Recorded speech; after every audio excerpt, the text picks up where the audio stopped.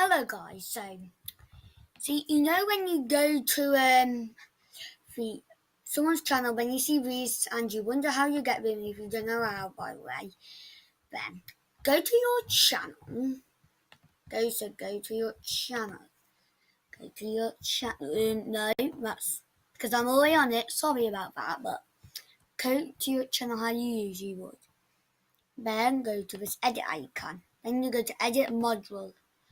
Then let's just type in a user. Let's find a user I like. Let's try and find.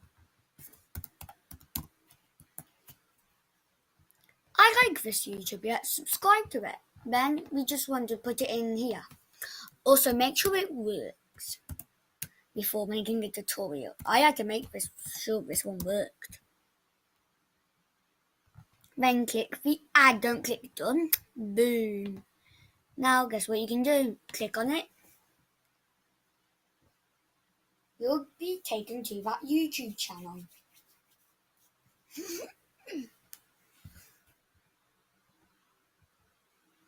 Oh, I missed a stream from him. Bye.